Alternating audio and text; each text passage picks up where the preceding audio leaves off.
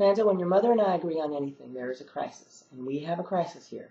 I have learned you were caught running an eBay fencing ring inside the library, using the library's own computer to sell lost and found items and books purchased by county taxpayers to all of the United States and Canada.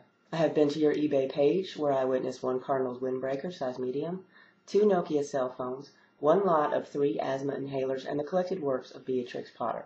These auctions have been terminated, and it is fortunate for you that the mayor of Taylorham had a speech impediment.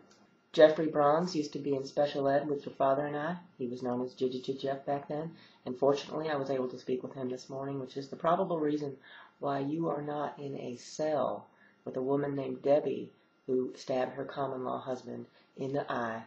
Now, Fanta, I appreciate your entrepreneurial initiative.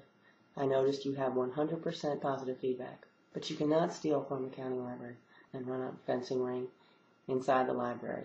Now, some people return for those lost and found items. I don't know where you got that idea, and I'm hoping I didn't make any suggestion to you about trading up umbrellas.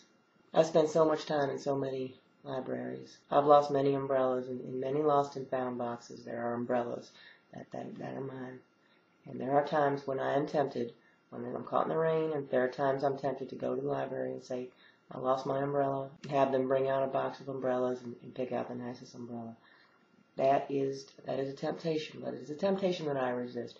Now, you're going to have to get an honest job, and you're going to have to pay for the books that you've sold. I can't recommend corn detasseling. Your father and I did that one summer. We were saving up money to buy Deluxe Swiss Army knives. We each wanted our own Deluxe Swiss Army knives with a fork and a spoon and a miniature little hacksaw your father could use to deface school property. And tweezers.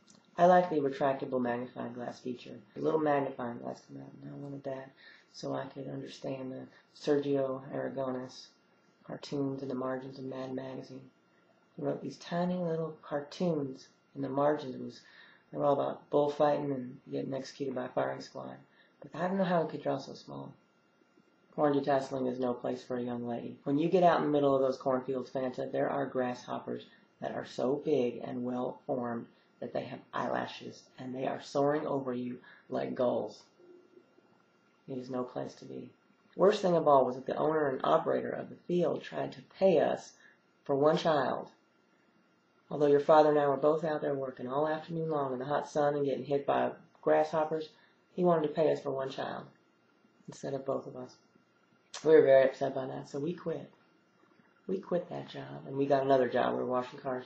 It was a little better. It was cleaner. And we did get our Deluxe Swiss Army knives. We did. And it was your father's idea.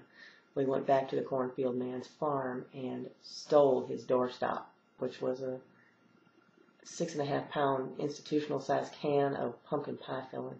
We went up on the porch, and your father grabbed the can, and we went scurrying off. So we got away into the woods with this industrial-sized can of pumpkin pie filling, which we opened with the can opener on our Deluxe Swiss Army knives. And using our little retractable spoons, we ate 6.5 pounds of pumpkin pie filling.